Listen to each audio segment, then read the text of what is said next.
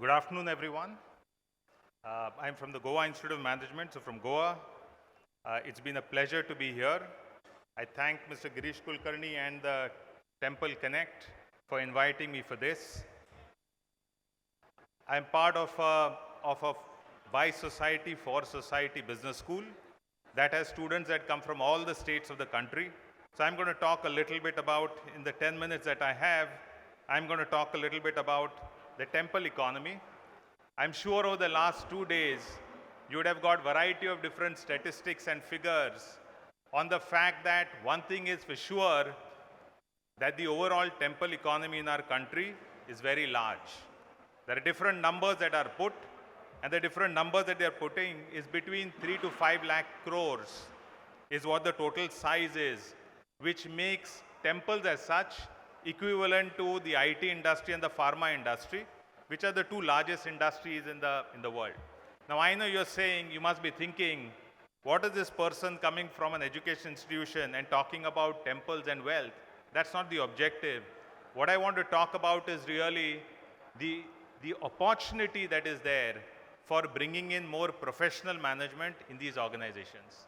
When I'm talking about this, I'll just go back around a decade back, a little over 12, 13 years back.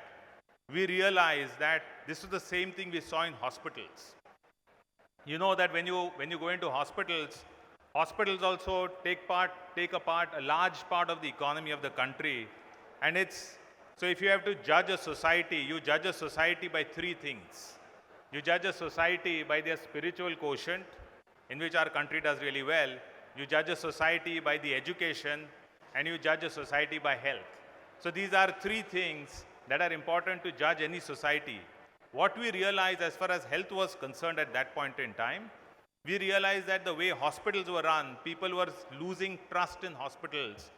Hospitals were run by doctors. Now doctors know a lot about medicine, but they don't know about management, because hospitals are about HR, hospitals are about patient management, hospitals are about infrastructure, hospitals are about technology and equipment, hospitals are about financing and payment, and these are things that doctors are not trained for.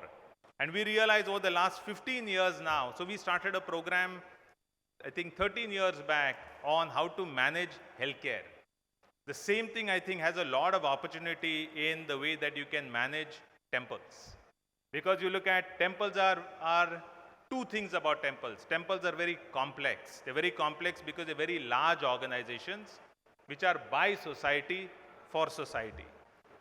Temples, when they say by society, it is because of the shraddha that people have that temples exist.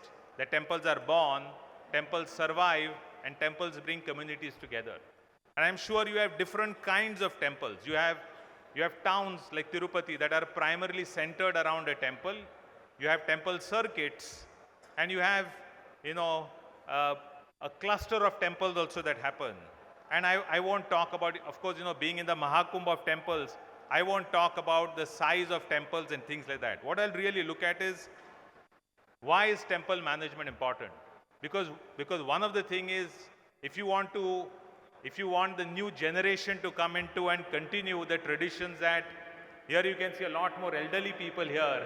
If you want a lot more younger people to come in, I think that also requires about the perception management, the branding of temples, of Shraddha, of all of this. It's an important part to do to make sure that they can also understand the value that each of us are able to get from it.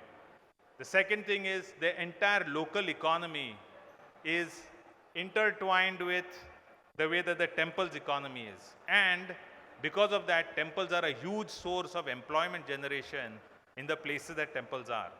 So what are the implications and opportunities that I see for bringing management practices into temples? The first is governance, which means the boards of temples, the trusts of temples. There is a lot that can be done where one can learn from the governance structures that you have for companies. And I don't mean that they should be profit-centered. What I mean by governance structures, a lot of companies did things which were suboptimal. And over the years, you had the government stepping in and bringing in different kinds of agencies to make sure that the boards are constituted in a particular way, so that you have different aspects that are taken care of. So that's one place where I think governance and administration of temples, temple trust, the kind of corporate governance, the kind of transparency, audited accounts being made available to everybody for them to look at, ethical financial management. So that is one major area I see that that's an opportunity. The second big area is from the small to the large temples in our country, it's about large numbers.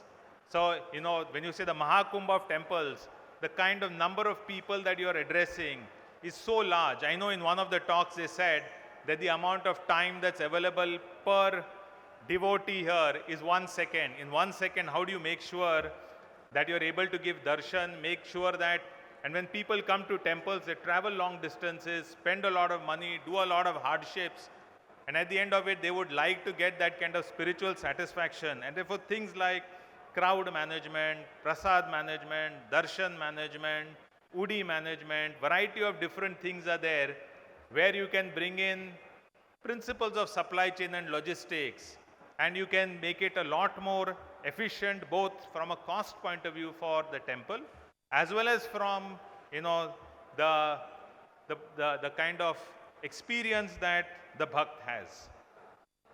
There's a lot of opportunity for marketing and tourism management, because when you have it's not only the temple but the entire infrastructure around. When the people come here, they need to travel, they need to stay, they need to eat, they need to buy certain things. So all of these things put together are opportunities where I see where things can happen for temples to manage. One important part, of course, is there's a lot of climate change, and therefore there's a responsibility on all of us for sustainability.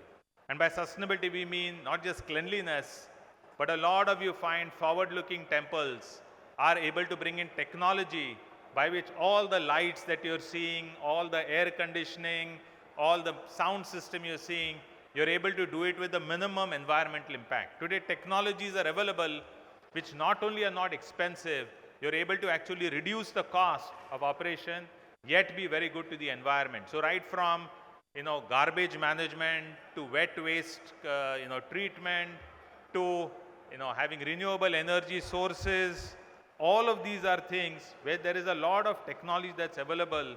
So the ability to be able to mix science, technology, modernity with tradition, with values, and with beliefs of people. I know that I just have 10 minutes, and therefore I'm almost at the end of the 10 minutes. Let me therefore talk about a couple of things that are happening by some good institutions in our country. Today there are courses that are available on temple management, and these are different kinds of courses.